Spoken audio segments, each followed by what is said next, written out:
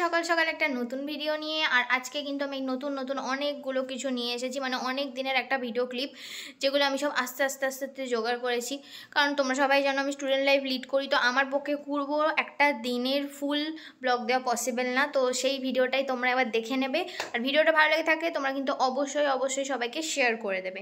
তো দেখো, তো ফার্স্টেই আমরা সন্ধ্যেবেলা স্ন্যাক্সে একটুখানি তন্দুরি চিকেন খেয়ে নিচ্ছিলাম। আর এটা কিন্তু অনেক টেস্টি ছিল, আর সাথে ছিল স্পাইসি।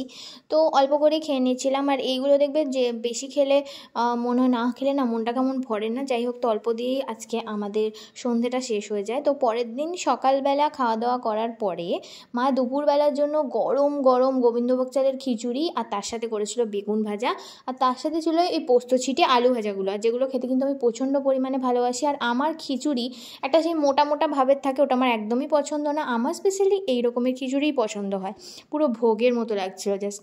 তারপরেই বিকাল হতে না হতেই মা ভেজে ফেলেছিল মালভোগ, যেটা খেতে কিন্তু বাঙালিরা সবাই বেশি ভালোবাসে। আর তার সাথে ছিল এখানে দুধ পিঠে। তোমরা কিন্তু অবশ্যই জানিও কে কে আমার মতো দুধ পিঠে, মালপোয়া, পাটিসাপটা খেতে অনেক বেশি ভালোবাসো। এই তিনটে জিনিস স্পেশালি আমার অনেক বেশি পছন্দ। পায়েসটা অতটাও কিছু খাস পছন্দ না, কিন্তু টেস্টি হলে আমি মাঝে মাঝে খেয়ে নিই, এটাই হচ্ছে মেন কথা। তো মা অনেক যত্ন করে দুধ পিঠেটা বানাচ্ছিল, তো যে কারণে আমার খুবই ভালো লাগছিলো। তো মাকে যখন বলি, যে তখন মার একবার গরম করছিল, কারণ একবার করার পরে একটুখানি আমি মা বন্ধ করে রেখেছিলো, দেন আবার মা গোটাটাকে কমপ্লিট করে। তোমরা সবসময় পিঠে বানালে চেষ্টা করবে একটু দুধ যে ভাবটা থাকে, মানে একটু যে জলালো ভাবটা যেটা থাকে সেটা রাখার, কারণ একটু জমে যাওয়ার পর জিনিসটা বসে যায় আর খেতেও অনেক ভালো লাগে। তো সেদিন বিকালবেলাতেই কিন্তু আমি, বাবা, মা, দিদিভাই সবাই মিলে বেরিয়ে পড়েছিলাম একটু মালঞ্চর উদ্দেশ্যে। আর যে মালঞ্চতে কিন্তু আমরা কদিন আগেই গেছিলাম স্যামস্টিলের প্রোগ্রামের কারণে, তো সেখানে গিয়ে আমাদের সেদিন মন ভরেনি। যদিও মালঞ্চতে সেরকমভাবে কিছুই নেই, কিন্তু আমাদের রসুলপুরে দেখার মতো কোনো জায়গা নেই। আর ওই জায়গাটা অনেক বেশি মানে পিসফুল একটা জায়গা।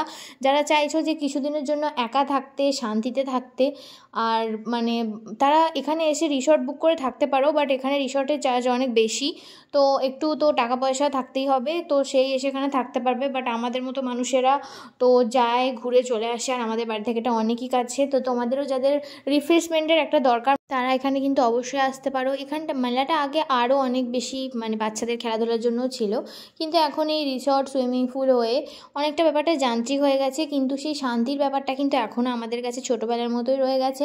তো তোমরা এখানে চাইলে বোটিংও করতে পারবে, বোটিং আছে, সুইমিং পুল আছে, যেটা কিন্তু মানে রিসর্টের রুমগুলোর সাথে কিন্তু ক্যাফেটেরিয়া আছে, রেস্টুরেন্ট আছে। তো তোমাদের কোনো কিছুই প্রবলেম হবে না। আর এটার কিন্তু চার্জ হচ্ছে, এমনি যদি তোমরা পার্কে আসো তো 50 টাকা, আর তো এটা তো কমই তোমরা জানো। আর এটা কিন্তু 5টা অবধি খোলা থাকে। মেলায় ঘুরে আসার পরের দিনেই আমার কিন্তু ছিল হচ্ছে যে ফ্রেশার্স পাস ফেয়ারওয়েলের যে একটা মানে কি বলবো অনুষ্ঠান, যেটা কিন্তু আমাদের ইউনিভার্সিটিতেই আমাদের ক্লাস থেকে অ্যারেঞ্জ করা হয়েছিল সুপার সিনিয়র এবং জুনিয়রদের জন্য। তো দেখেন, তোমরা দেখতেই পাচ্ছ এখানে কিন্তু পুরো হল রুম একদম ভর্তি হয়ে গেছে, সাজানো ডান হয়ে গেছে। আর অনেক সুন্দর করে সবাই সাজিয়েছিল অনেক দিন ধরে। আর সেটাই হচ্ছে ব্যাপার। আমি আর শান্তি কিন্তু চলে গেছিলাম শাড়ি টাড়ি পরে একদম সাজ ধজকে, তো অনেক বেশি ভালো লাগছিল। আর অনেক দিদি আছে, যারা সুপার সিনিয়রের মধ্যে একটা দিদি আছে, যে দিদিটা কিন্তু অনেক ভালো নাচে। তো আমার এই দিদিটার নাচটা দেখার জন্যই সবসময় মনটা উতলা হয়ে ওঠে। তো এখানে স্যারেদেরকে উত্তরীয় দেওয়া হয়েছিল সেদিন। আর মানে ফুলের যে বুফে টাইপের হয়তো সেটাও দেওয়া হয়েছিল, বুকের সাথে দেওয়া হয়েছিল একটা মানে হচ্ছে মিষ্টির প্যাকেট টাইপের। আর তার সাথে কিন্তু আমাদেরকেও মানে নাচা গানা অনেক কিছুর মাধ্যমে অনেক বেশি সারপ্রাইজ লাগছিলো আমাদের। কারণ আরও কিছু গেমস ছিল, যেগুলো আমাদের ফোন অ্যালাউ ছিল না, তো সেগুলো ছিল নর্মাল কিছু গেমস। তো তারপরে কিন্তু আমাদের দিয়ে দেয় দুপুরের লাঞ্চ, যেটা ছিল হচ্ছে হাফ প্লেট বিরিয়ানি। তো বিরিয়ানি থেকে একটু বেশি কিছু আশা করেছিলাম, কিন্তু যাই হোক ঠিক আছে। আর খিদের মুখ আর কিছু পারা যাচ্ছিল না। আর আমি আর শান্তিতে একদম ক্ষুধার্ত কাকের মতো বসে বসে খাচ্ছিলাম। আর আমাদেরকে বলা হয়েছিল ছাদে গিয়ে খেতে, কিন্তু ওটা অনেকই বাজে জায়গা ছিল, তো সেই কারণে আমরা নিচে বসে খাচ্ছিলাম। আর তারপরে এখানে শুরু হয় নাচা গানা, আর যেটার ভিডিও আমি কিন্তু করে নিচ্ছিলাম। আর আমি সেদিন অনেকটাই টায়ার্ড হয়ে গেছিলাম, যে কারণে আমার আর নাচতে ইচ্ছা করেছিল না। তো আমি নাচের ভিডিওটা দেখছিলাম দাঁড়িয়ে। তোমরা দেখতে পাচ্ছ সবাই কিন্তু অনেক মজা করছে। তো এটাই হলো আজকের ফুল ভিডিও।